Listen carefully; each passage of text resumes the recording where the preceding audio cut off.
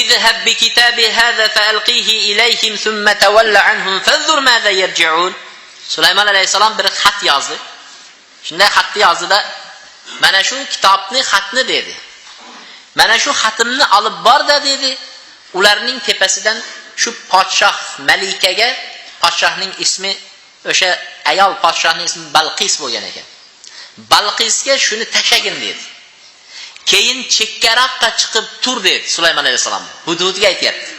Chekkaroqqa chiqib qarab turgin, ular nima javob bilan qaytishar ekan, senga nima javob aytishar ekan ular. Nimalar aytishadi eshit dedi. Eshitasan keyin menga xabar aytasan. Shu zahoti Hudhud Sulaymon alayhisalomni amrini bajo keltirish uchun xatni oldida Yamanga, Sabaga uchib ketdi. Falastindan Saba, Yamanga. Yamanga bordi. Bordida xatni tashadi. Haligi Balqisga, podshohga xatni tashadi. Qalat ya ayyuhal mala inni ulqiya ilayya kitabun karim innahu min Sulayman wa innahu bismillahir rohmanir rohim. Balqis darrov xatni shunday o'qidida, xatni ichida Sulaymon alayhisalomning da'vatlari, islomga da'vat qilgan, dinni qabul qilishga da'vat qilgan, musulmon bo'lib Sulaymon alayhisalom oldiga itoat etib kelishga da'vat qilgan xat. Shunda darram atrofidagi nimalarni yig'di, vaziri bormi, boshqasi bormi, hammasini yig'di. Mala shu qasrning ichidagi kattakonlar. Shularni yig'dida aytdiki, "Hey kattalar" dedi. "Hey ulug' zadagonlar" dedi. "Menga bir kitabun karim, ulug' buyuk bir kitob xat menga tushdi" dedi. "Hozir menga tashlandi. Bir xat tushdi mana" dedi. "Va bu xat Sulaymondan ekan" dedi.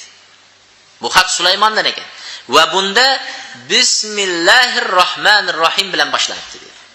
Sulaymon alayhisalom da'vatni qarang, qana boshladi? Bismillahir rohmanir rohim bilan boshladi da'vatini. "Alla ta'alu alayya wa atuni muslimin."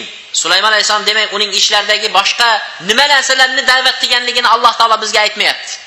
Bizga Alloh taolo buni juda ham qisqacha qilib turib bizga bayon qilyapti Qur'onning nutqida.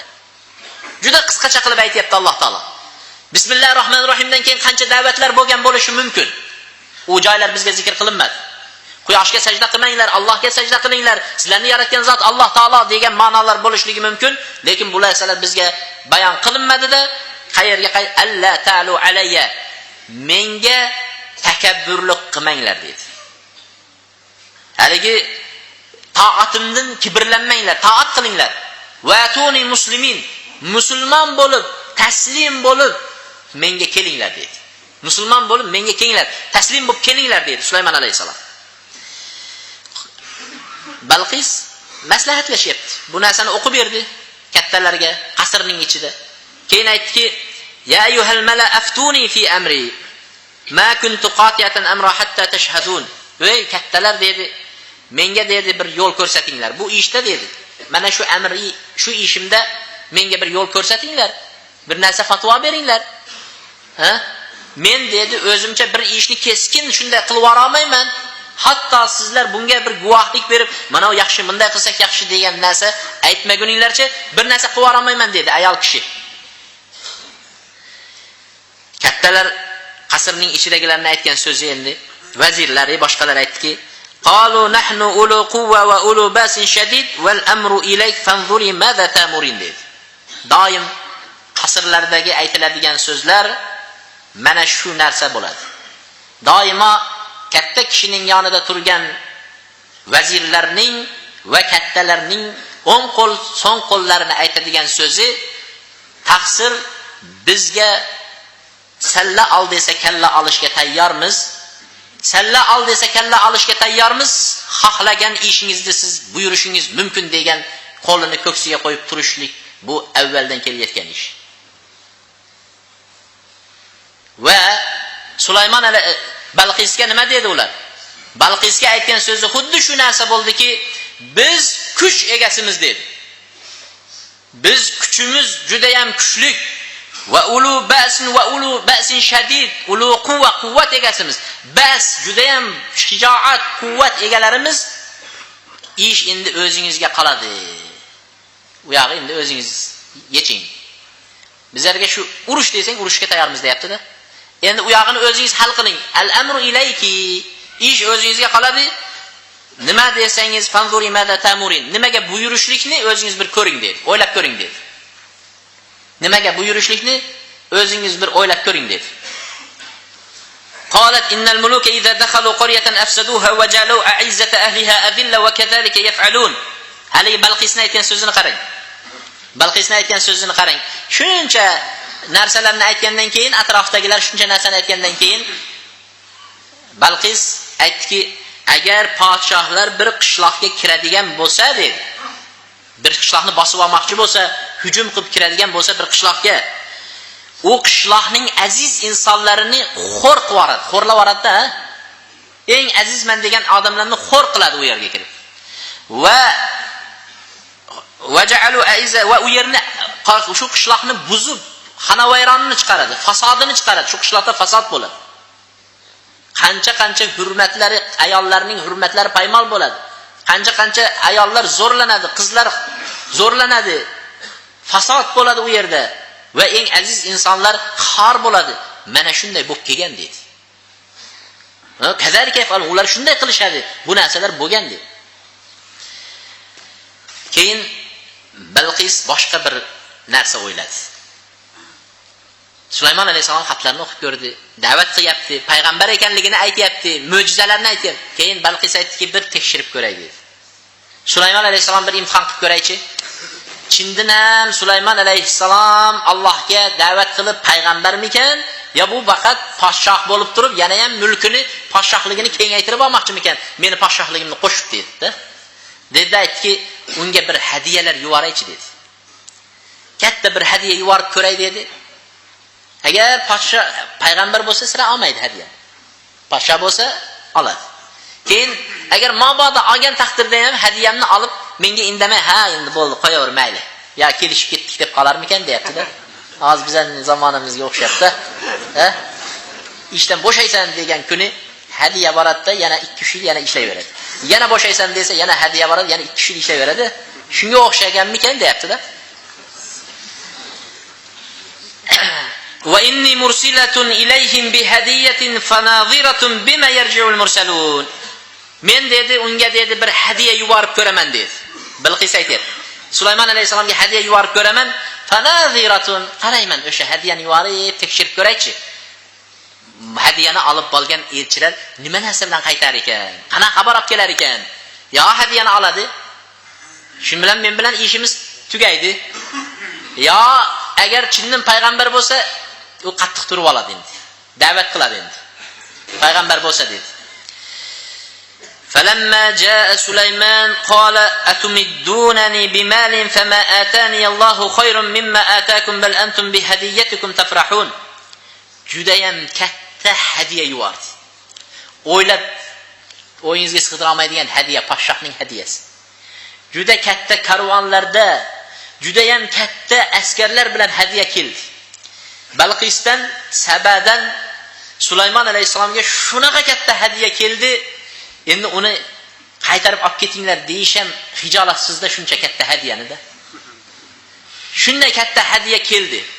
Sulaymon alayhisalomga shunday kelishi bilan biz Balqisdan keldik, Sabadan deyishi bilan Sulaymon alayhisalom hadiyalarni shunday ko'rdi-da, sizlar mol bilan, hadiyalar bilan, shu hadiya mollar bilan menga bir madad bermoqchimisizlar? Meni quvvatlab, menga bir yordam qilmoqchimisizlar shu mollar bilan, dedi.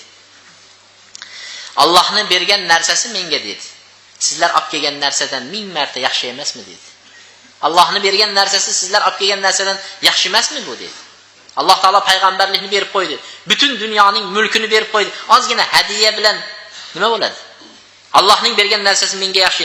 Sizlar shu hadiyanglar bilan xursand bo'lib yuradigan insonsizlar dedi. Shu birovga ozgina hadiya berib qo'ysangiz xursandsiz endi. Bo'ldi, hammasini tinchitib keldim deydi-da. Hadiyalar bu hadiya emas, u hadiya degan nom bilan bo'lsa ham, bi hadiyatikum, hadiya degan bo'lsa ham, u pora edi. Pora edi. Subhanalloh. Ismi ham, surati ham Sulaymon alayhisalomdan bir xil ekanda. O'zgarmabdi hozirgi vaqtgacha. Hozirgi vaqtda ham birovlarga bergan vaqtida bu para beryapman demaysiz u. Hadiya bizdan ozgina hadiya endi. Choy ichdi deydi. 10 ming, 20 ming hadiya ber, 100 ming hadiya berasiz. 10 ming dollar hadiya berasiz ishga qarabda endi. Hadiya berasizda choy ichdi deysiz. 10 mingga choy ichadim. Bi hadiyatikum aytibdi. Hadayal ummali gululun degan payg'ambar alayhisalomning aytgan so'zini mana yaxshi tushunib olaylik. Hadayal ummali gululun degan.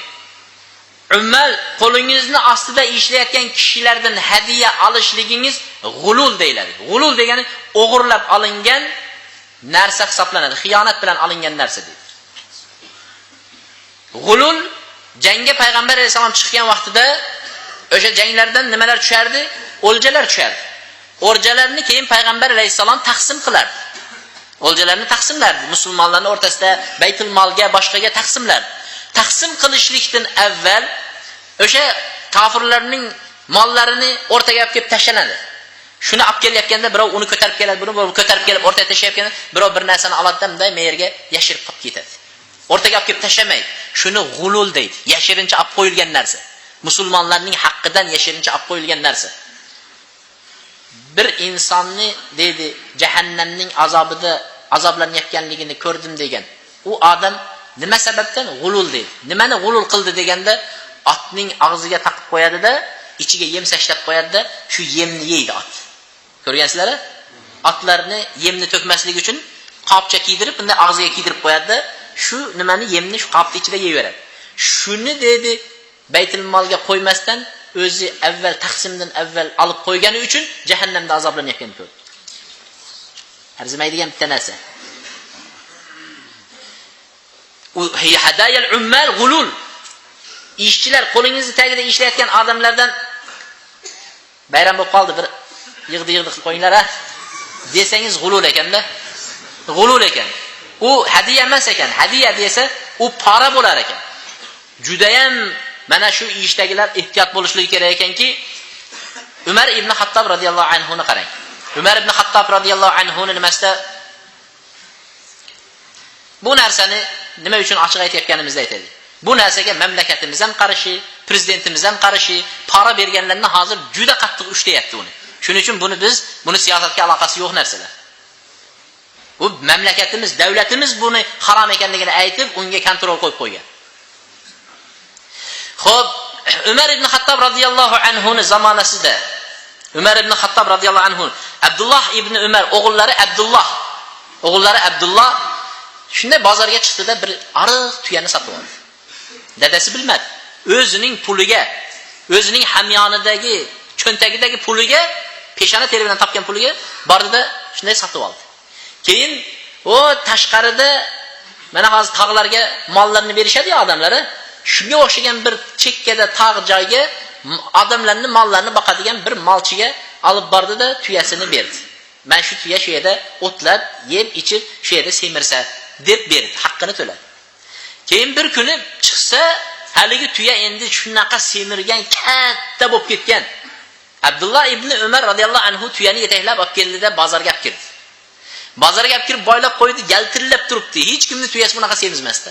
Abdullah ibn Umarning tuyasi shuna. Shunda Umar ibn Xattob tasodif bozorga kirib qoldi. Shunday bozorga kirdi-da, bu tuya kimniki dedi. Deganida o'g'lingizniki dedi. Abdullohniki deydi. Shundan keyin Abdullohniki deganida Umar ibn Xattob aytdi, "Ya Abdulloh ibn Umar bax dedi.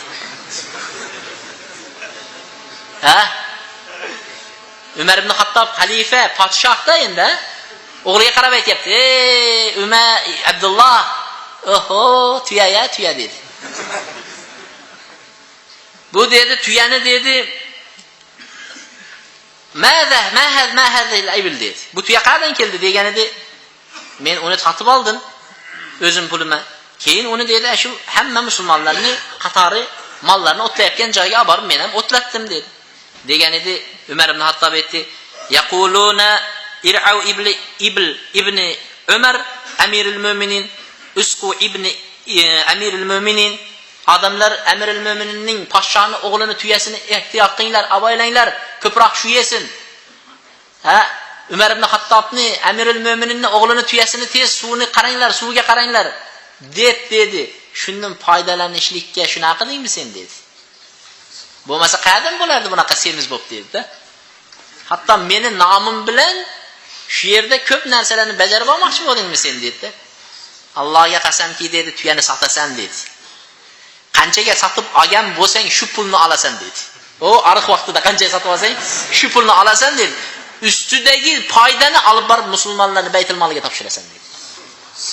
Ustidagi foydani olib borib musulmonlarni Baytul moliga topshirasan dedi. Qarang. Subhanalloh. Nima degani?